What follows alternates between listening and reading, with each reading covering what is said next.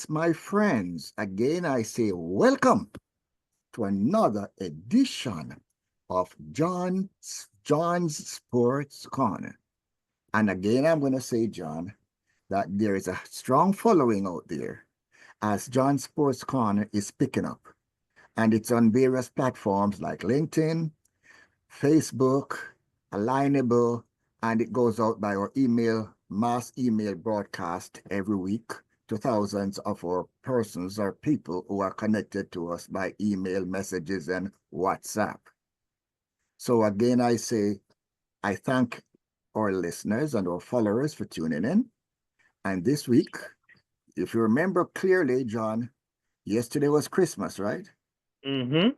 Okay, now we didn't do turkey for Christmas, right? We do eggnog, we do rum cake, we do sorrel, and what else we normally do, John? I mean, we have to have a little. Great Jamaican Blue Mountain Coffee. Ah, I just want to make sure you had your memory all intact.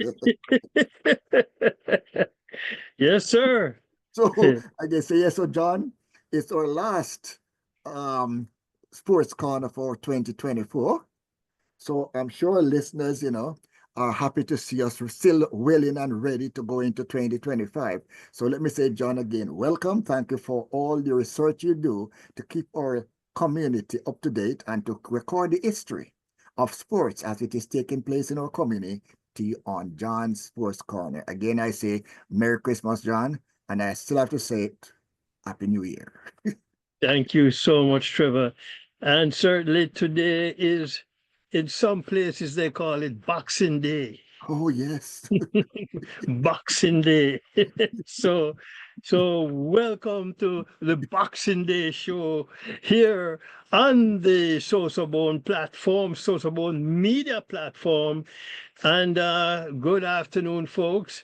I hope you all had a wonderful celebration of Christmas yesterday with your family and friends, and some might have not only a significant other, but other significant other. Too many others. The plus one. Yes. But just let me remind you again, that you may go to Winner Circle Sports in the SosoBone shop and purchase several items that are there, including T-shirts, mugs, backpacks. Of course, sorrel is there, and again, the great Jamaican Blue Mountain Coffee is there. So go to the SosoBone shop and go into Winner Circle Sports and make your purchases. Yes. Yes. Let's start as usual with birthdays on this Boxing Day. As yesterday, Kellyanne Webb, an Olympian discus thrower out of Jamaica, celebrated a birthday. Marcel Bailey, former president of the Metropolitan Cricket League in New York, celebrated a birthday. Devon Harris, he of Cool Runnings, one of the first bobsledders out of Jamaica, sliding down the ice and crashing. He celebrated a birthday. And a good friend of mine, played against him back in the day in soccer. He's a former national, international player.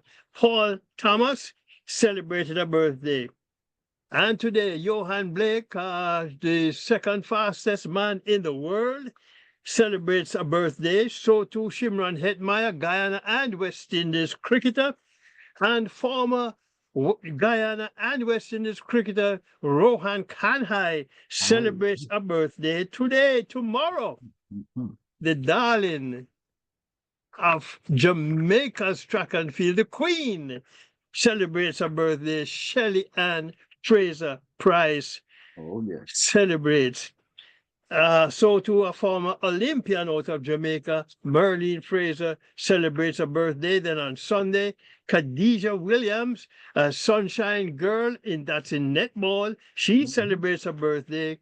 And one of my favorite sprinters of yesteryear, he had some problems there back in the Olympic Games.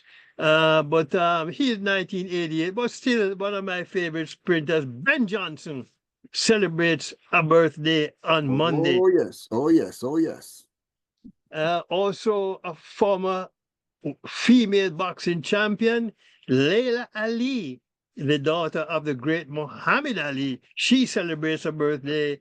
And, if you want to meet a tiger in the woods, well, this tiger celebrates her birthday on Monday, the great golfer, Oh, Tiger Woods. Okay, let's start with some cricket. Lovely cricket, as Cricket West Indies named their squad for this two-test tour of Pakistan next month. It's Craig Brathwaite, captain, Joshua De Silva, vice captain, Alec Athanas, Casey Carty, Justin Graves, Kevin Hodge, Tevin Imlak, Amir Jangu, and this is Jangu's maiden test haul-up. Michael Louis, Gudakesh Moti, Anderson Phillip, Hemar Roach, Kevin Sinclair, Jaden Seals, and Jomel Warrican. No Jamaicans in the squad. Anyway, both Joseph's fast bowlers are not in the squad.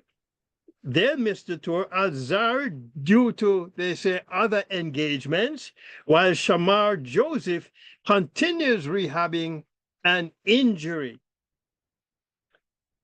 Now, here's a SosoBone question for you, Trevor, and for our viewers, listeners. Amir Jangu scored a century in his first match as a West Indies cricketer. That was in the One Day International against recently, a couple of weeks ago. And he has been selected now to the test team for the first time. Amir Jangu is a wicket-keeper batsman. Do you think he's going to push our vice captain, Joshua De Silva, for the wicket-keeping spot? Or will he play purely as a batsman? And if he plays purely as a batsman, where does that leave Michael Louis, Ali Cathanes, Kisi Kati, Justin Greaves, and Kevin Hodge? Do you realize that the two weakest spots in this West Indies squad are the captain and the vice captain? Well, John, I would say that you do not want to expose two positions at the same time to bring one person on, a new person on board. So you really do not want to touch your wicket keeper. You might want a new bat, John, but you certainly do not want a wicket keeper. Well, it's interesting. They have selected two wicket-keeper batsmen in this squad because Tevin Imlach also is a wicket-keeper batsman and a pretty good wicket-keeper batsman also. That's right. And when you know your bowlers, and they have been bowling for quite a while, and you know what sometimes what is coming even before the bowl, okay. And when you have been studying the guys who are leaving the crease too early to go meet the ball and looking for a stump out, and you know those who you have stumped before, okay, a new guy coming on board, while he might have a hefty bat, but remember, it's not only offense that wins the game, John. Yeah, but you remember, not too far in the distant past, Jeffrey Dujon made the West Indies team as a batsman, and he was actually a wicket keeper too. And eventually they gave him the gloves. Yes, because he was scoring a lot more runs than the wicket keeper, and so they thought, well, we need his bat in the lineup And if I drop the wicket keeper, I can have him keep wicket and play another batsman. Yeah, but John, the thing is this, that the strain that you have as a wicket keeper affects your performance when you go to bat. It is true that after a while, yes, the standing behind the stumps all day and then having to come and bat is a little taxing. Mhm. And it's not even so much standing behind the stumps, but then gathering the balls from some of the fast bowlers who are pretty quick. Exactly. And you might lose a finger or two in the process, Mhm. Mhm. you know, and having to bat.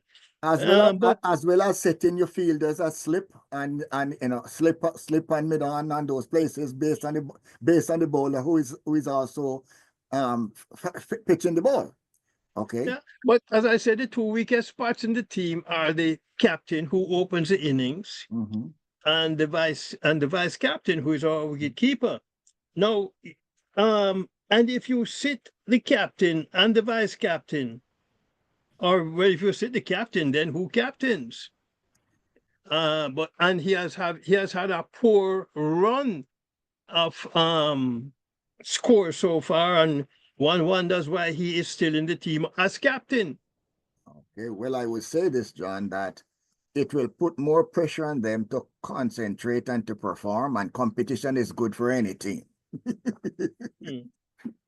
Here is more SosoBone questions, though, Trevor. Uh-huh. Andre Coley is now a lame duck coach because this is his last tour as West Indies red ball senior coach. Uh-huh. Will the powers that be instruct Coley who to play in the first and in these two test matches?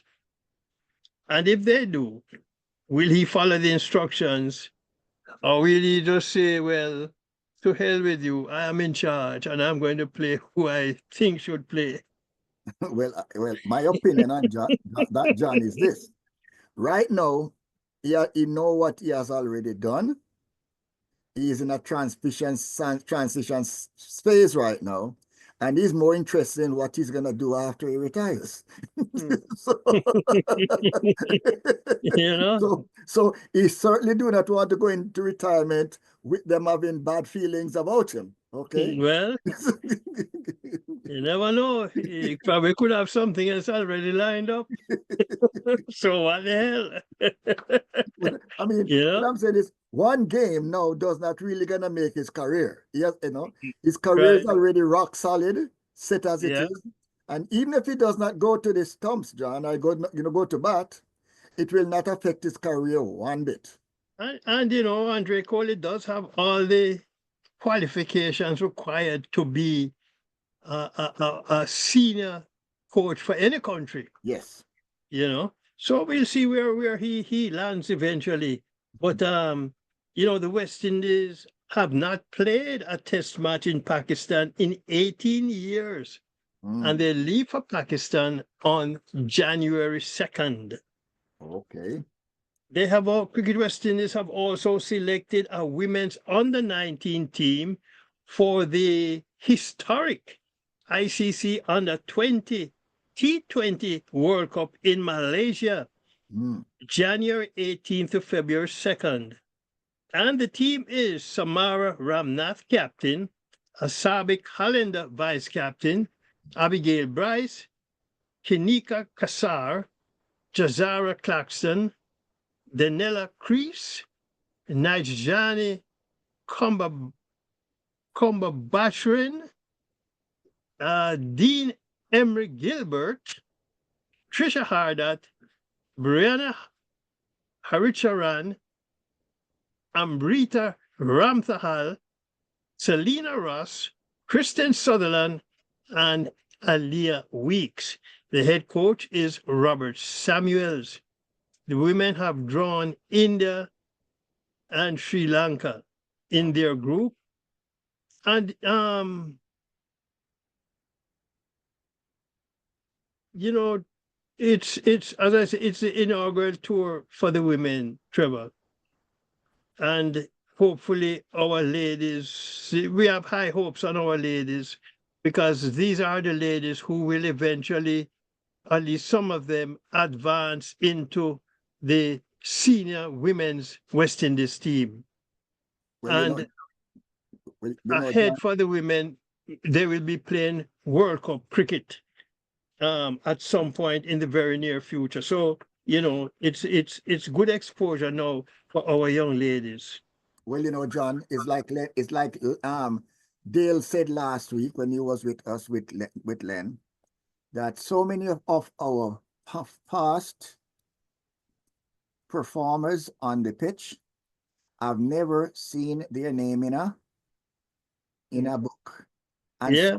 so I have been complimented, that when you do the program, John, you have taken the time out to mention the performers by name, John, because this is you're putting them in a book. So I thank you, and our athletes in that capacity. Thank you, not only for the birthday that they really appreciate, but the fact that you have taken the time out to name them, John. You do not lump them in one basket. You call them by name. Of course, I cannot take any credit for your mispronunciation of any of the names now. That's on you. That's on me, Trevor. And, it is certainly an education trying to pronounce some of the names who, based on my English background, I try to use that. But a lot of times it's not how you pronounce it English-wise, is not how it should be pronounced. Exactly. It's like when you're mentioning the Spanish names, remember that the J is pronounced differently from H. That's right. Now the question, and you look back at the Paris Olympic Games, and you look at the river Seine. Yes. How does Seine pronounce Seine? Well,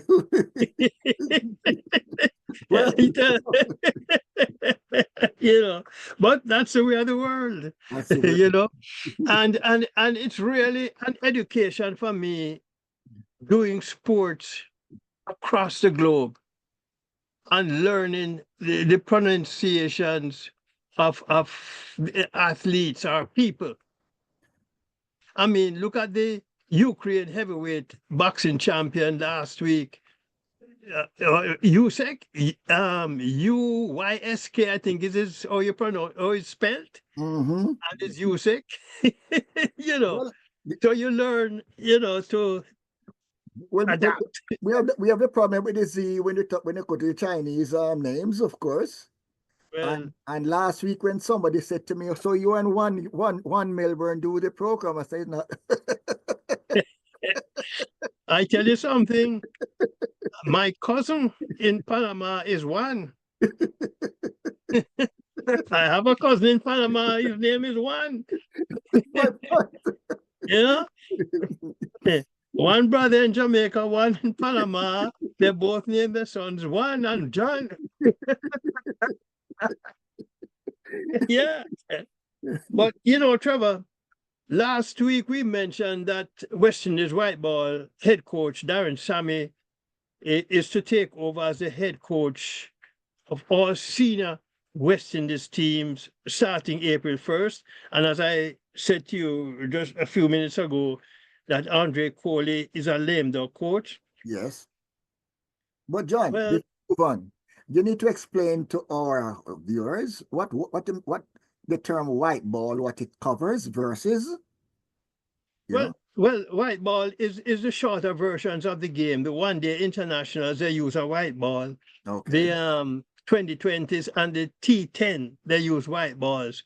Whereas for test cricket or a 4-day regional game, they use a red ball. Okay. For a night test match, they use a pink ball. Really? Yes. So okay. So you have to get your balls right, Trevor. I will not tell you what people like to say about men and their balls. Okay. I'm being caught in the slips. but um,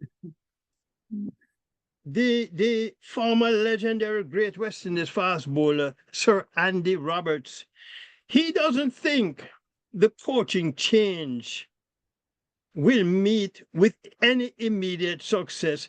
Sir Andy feels the first change has to be the mindset of players if West Indies are to return to the glory days. Okay. Sir Andy said something that I thought was quite insightful.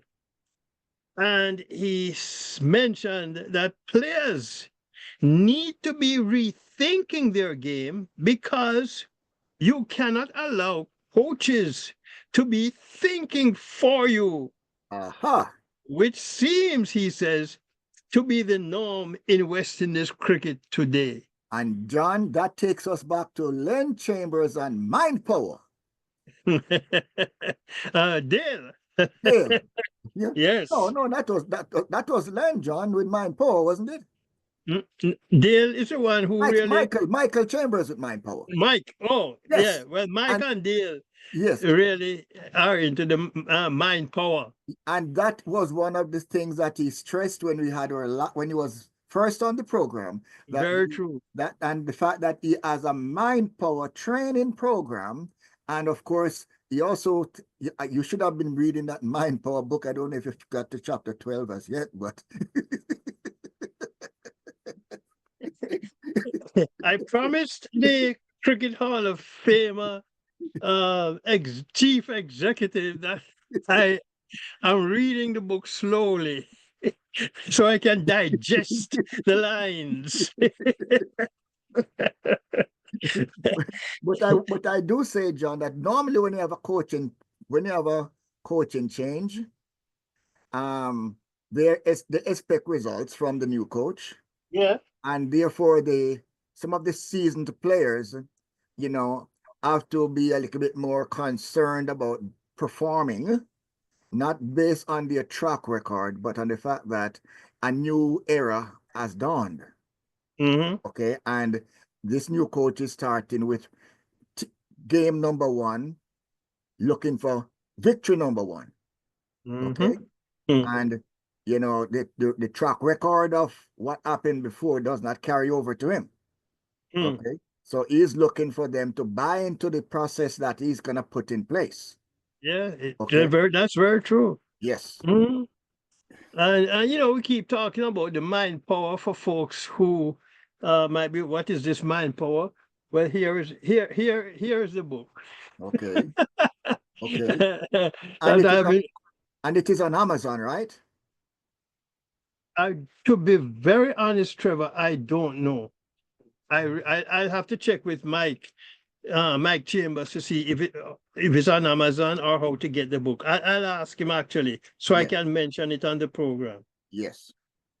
Anyway, a topic that I haven't touched that has been in the news recently are discussions around West Indies cricket being disbanded and the territories going it alone. The suggestion fueled by former ICC chairman Greg Barkley in his departure speech as ICC chairman. The big question: could Barbados, Guyana, Jamaica, Trinidad and Tobago, the Leeward Islands, and the Windward Islands survive in world cricket, and one or two eventually becoming a force to reckon with if there is a split in West Indies cricket? Let me ask this question though, Trevor. Jamaica has been able to become a force in world netball. Why couldn't the same thing happen in cricket if West Indies cricket breaks up? Well, John, let me say a quick response to that open question. I think that all the islands, John, could become a force.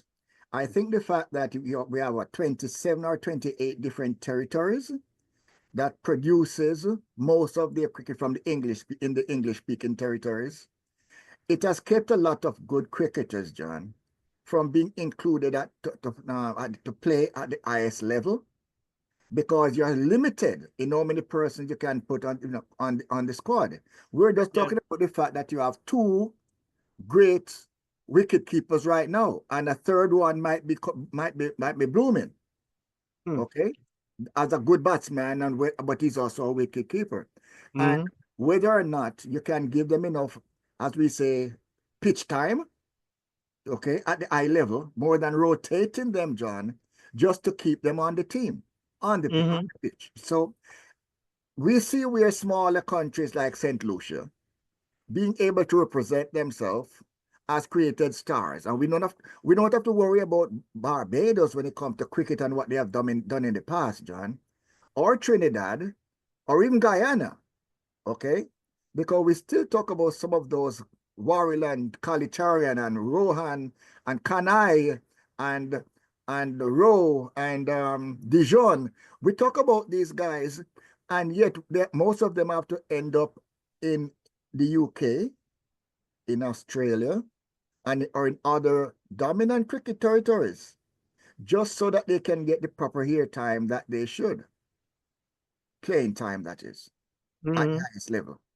But if you really have a strong backing for each of the teams in the various islands, then you could end up having the type of inter rivalry, and keep your players at home that we see taking place over in India and Bangladesh and over in the East Indies. And the general feeling, if you talk to some people, if the West Indies were to break up, then the individual teams can't survive. But we seem to forget, Trevor, that not too far in the distant past, there was a West Indies football team. Yes. Yes. Not too far in the distant past. West Indies went to the Olympic Games as the British West Indies. Yes. And in the 1960 Rome Olympic Games, they won a bronze medal in the 4x400 meter relay, represented by George Carr, Mal Spence, and Keith Gardner from Jamaica, and Jim Wedderburn from Barbados. Of course, George Carr also won a bronze in the 800 meters. So the question does remain, if the territories go their separate ways, could they eventually become competitive internationally and maybe even challenge the world beaters? John, I will say this in addition to your point, that we have a very strong Caribbean diaspora. Okay?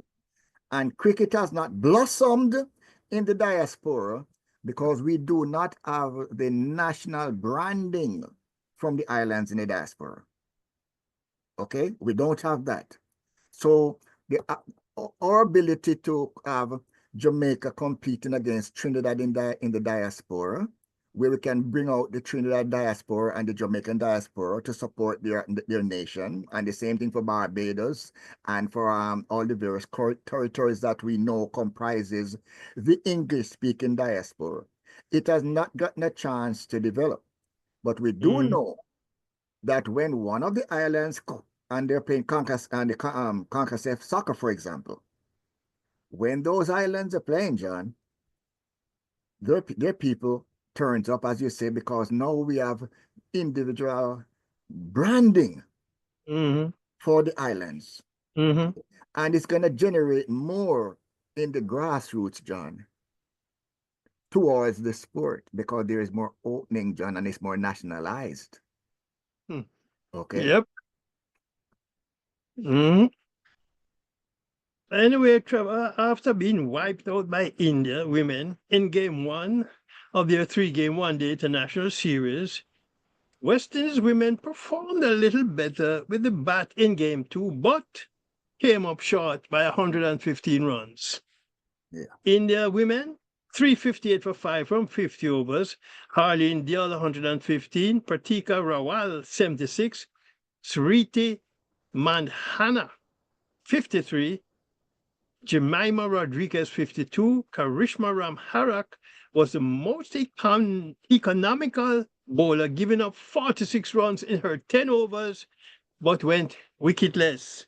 West Indies women 243 in 46.2 overs. Haley Matthews, a big 106 by the skipper. Shemaine Campbell 38. Priya Mishra 3 for 49 from 9.2 overs. Titas Sadhu 2 for 42 from 10 overs. Deepti Sharma 2 for 40 from 9. And game 3 tomorrow.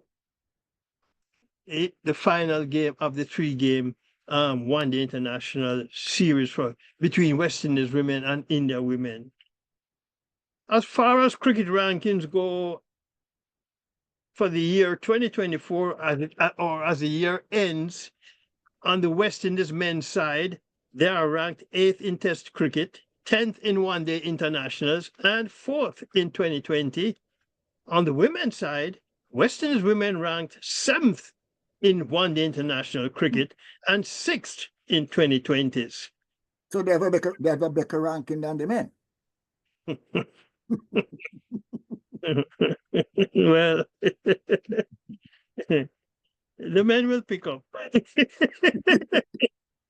You know. John, I was having a conversation a couple of days ago, and we were actually talking about women's soccer in the West Indies. And you understand that Khadija, right now, Bunny Shaw, is the strongest name we have coming out of the West Indies right now, worldwide, you know. In women. In women. Yeah. Yes. Yeah. She is. Yes. There's no doubt about that. Yeah. Just moving along in more cricket news, Trevor. England Test captain Ben Stokes hamstring injury picked up in the 3rd Test against New Zealand will require surgery to be repaired. It is the 2nd time he has torn that left hamstring this season. He's expected to be out of action for at least 3 months. And England's next Test series will be against Zimbabwe in May of 2025. Game 4. Game 4 of the Australia in the Test series actually bowled off in Melbourne today.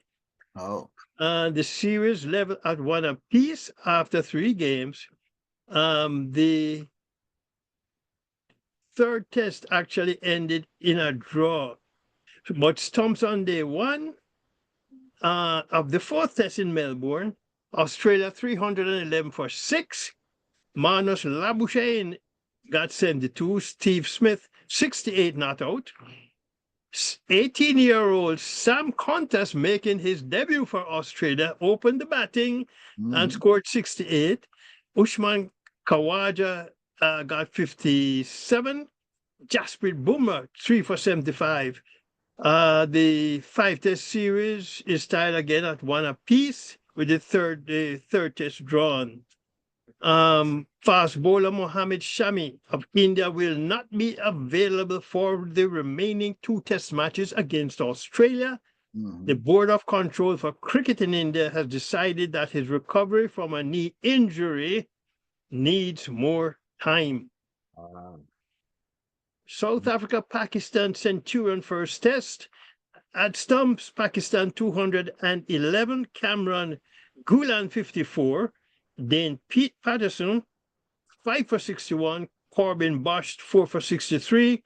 South Africa 82 for 3 at stumps, Aiden Macron 47 not out, Karam Shadas 2 for 28 from 2 for 22 rather.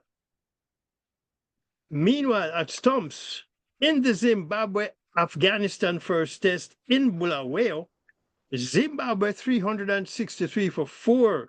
Ben Curran 68, Craig Irvin 56 not out. Gazam through 2483. And in track and field news, kudos to our Jamaican athletes for sharing their success with their communities. Shelley Ann Fraser Price, through her foundation, Pocket Rocket Foundation, and her annual six-a-side football tournament in her Waterhouse community, and fellow Olympian Juliet Campbell for making the holiday special for children of East Kingston, where she grew up. Also doing his bit was reggae boy Shamar Nicholson with his Boza League competition and kids treat at his former stomping ground at the Collie Smith Drive Sports Complex. Shamar says he wants to give God thanks for blessing him so he can share his blessings with his community. That's beautiful, John. Absolutely beautiful. It absolutely is, Trevor. Yes. And to see so many of our athletes who have been pretty successful in their trade, if you want to put it that way, are turning around now and reaching back to youngsters, to encourage them to that, well, you can do this too, but you have to focus and work hard. Yes. And you'll hopefully get there one day, but it can happen. Well, that is the beauty of mentorship, John, where it is coming from.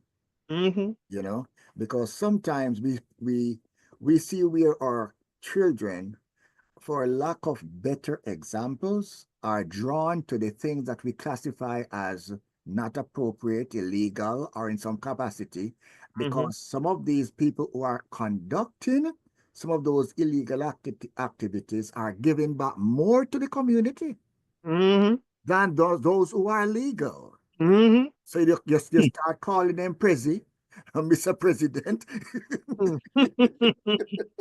Are you done? I'm done. I'm certainly not done, Drummond. So I applaud them, John. Kudos to Shelly and these other people. We see it happen across the river over here. Well, for example, with the example that LeBron James has set, John. Oh boy. Oh yes. And Serena. Yes. Yeah. So we can Usain Bolt has done his boy, I tell you, does his share to assist, Trevor. And we are so happy that at least we have those positives in some time, as I said, when we are so short on positive from some of the other platforms that are out there that should also be set an example. I thank them on behalf of our listeners and our viewers, John. I have to say thank you to all those who are giving back in a positive way to our community and impacting the lives of our children. Thank you so much. That is so true, Trevor. Another Kingston College athlete to be inducted into the Penn Relays Wall of Fame as former triple jumper Carlos Matis will be inducted after winning the triple jump 4 consecutive years from 2002 to 2005. He joins fellow Kingston College stalwarts Lennox Miller, Jimmy Grant, Rupert Hoylett, and Tony Keys. 3 of those guys have passed on. Tony Keys is only one of those now who is still with us, Trevor, from that group. And that was a first group that went to the Penn Relays back in, what year was that? 64, I think, or 65, somewhere around there. Yes, and we started that Penn Relays trip by our high schoolers now. And even as it might not relate specifically to Penn Relays, but the name that just flashed in my mind is none other than our good friend Byron LaBeach, who was also passed on. Byron, oh yes. you know. Certainly, Trevor. Yeah, that's a good guy too, Yes, yes, definitely Byron. a good guy.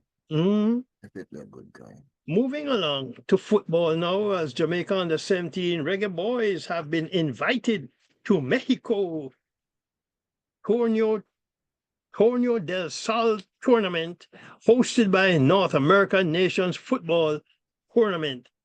The tournament scheduled for January 11th through the 16th and features 16 teams from Mexico's under-17 and clubs from Mexico's professional third division league.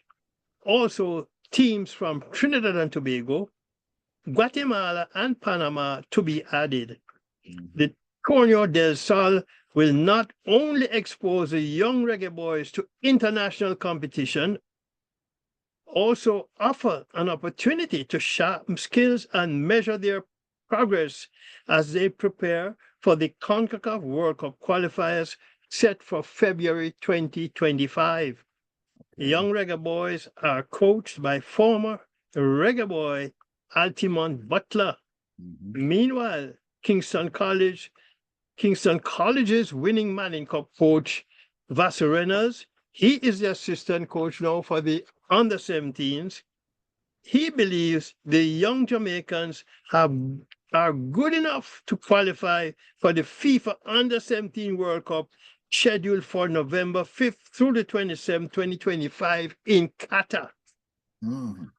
But first, Question for you, John.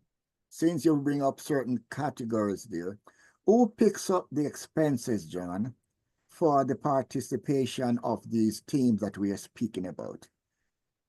well, it's a Jamaica Football Federation, they fall under. Okay, not the government. Well, the government might make a contribution, I think, but it's the Jamaica. This is a Jamaica Football Federation thing, no, Trevor. Okay, well, I just want a Yeah, clarification, because Jamaica Football Federation, FIFA, yes. CONCACAF.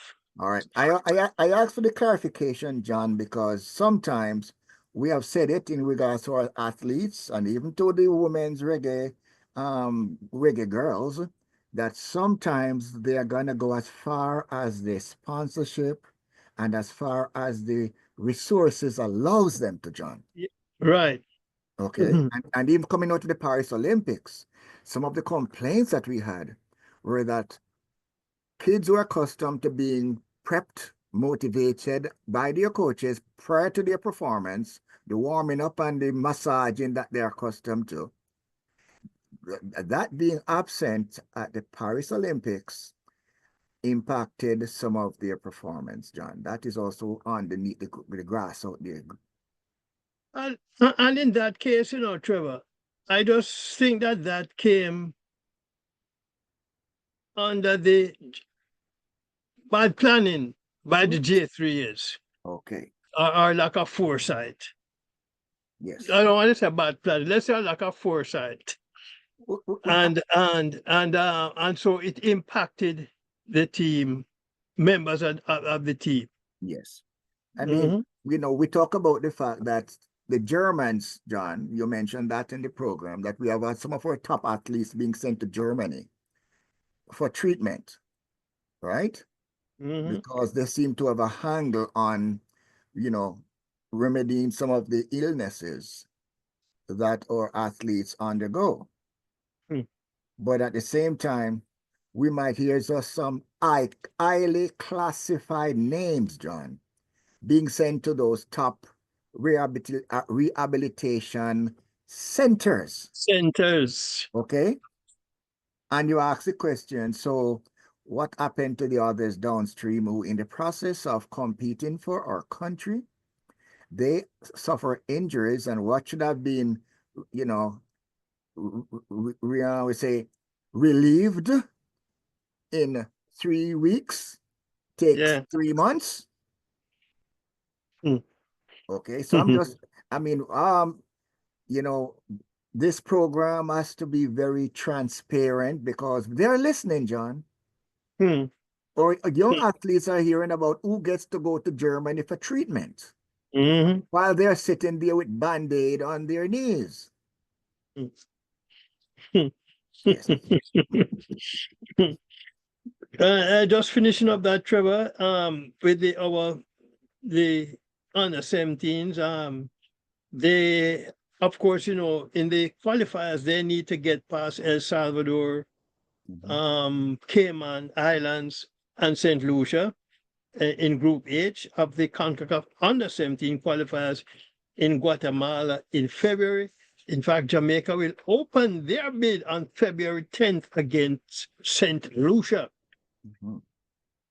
Moving along to the Jamaica Premier League, they are now into the second round of the Premier League.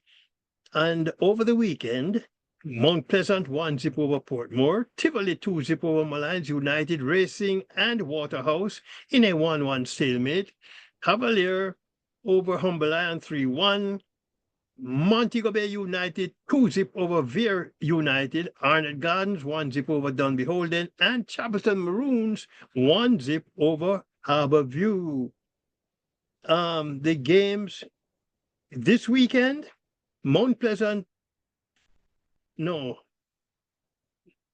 that's not the games at this weekend. I'll have to get back to that one, Trevor.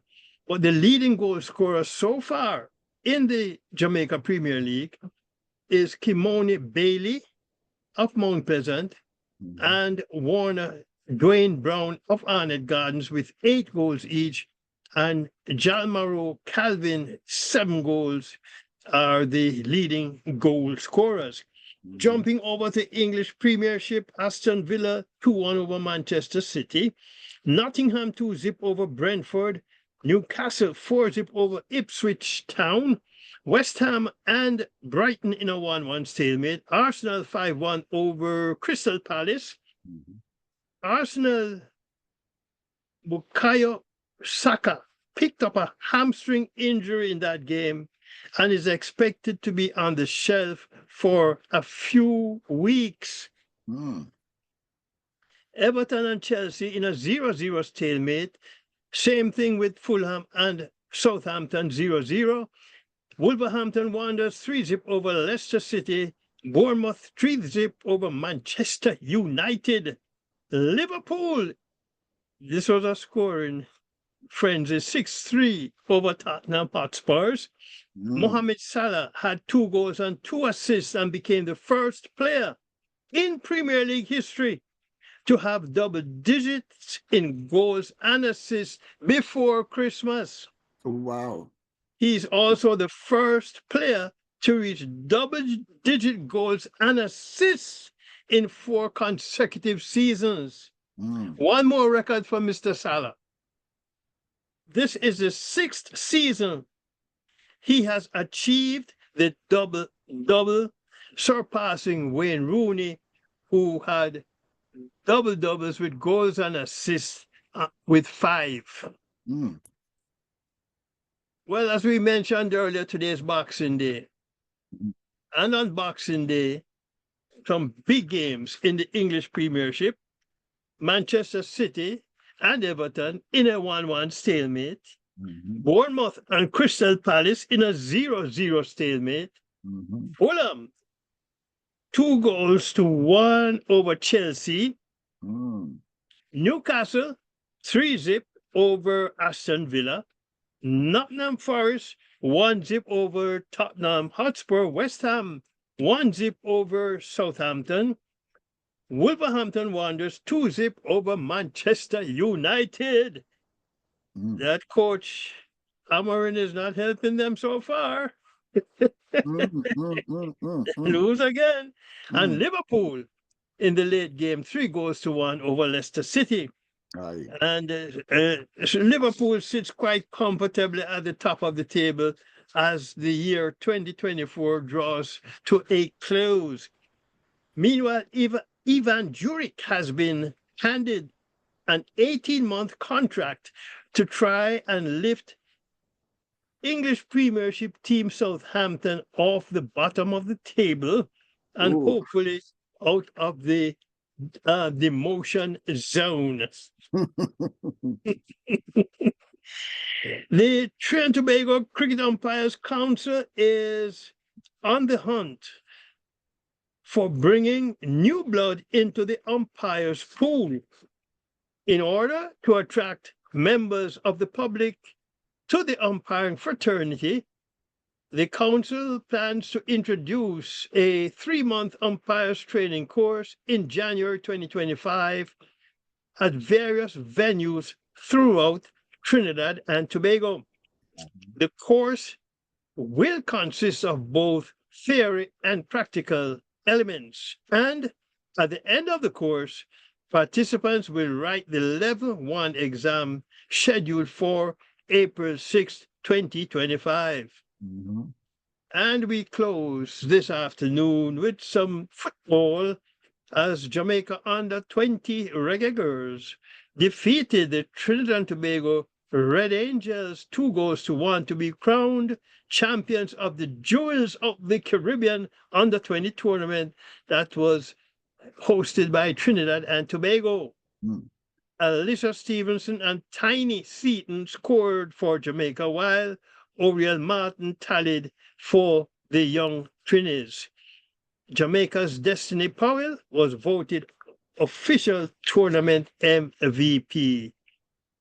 And that's where we blow the whistle on another John Sports Corner here on the SosoBone Media Network this Boxing Day 2024. And remember, go to the Winner Circle store in SosoBone shop and pick up merchandise that's there. You can get a backpack, you can get mugs, you can get t-shirts, you can get the great Jamaican Blue Mountain coffee. And certainly, folks, there is sorrel there. We're still celebrating Christmas, so you can get your sorrel going into the new year. But folks, certainly be safe the rest of this year, 2024, and certainly wishing you all the best in 2025. Be safe, be good. Thank you, John. The night grows up tight. Lights are out the sight. Coming from miles around. Just to hear the sound. Must keep on this tradition. This is our mission. So we go from miles around. Just to hear the sound. Don't know time. Someone's gonna get it. Don't know time. Don't you feel elected? No, you don't know me that well. That's what I'm trying to tell. No, you don't know me that well. That's what I'm trying to tell. No, you don't know me that well. Trying to tell. No, you don't know me that well. That's what I'm trying to tell. Never from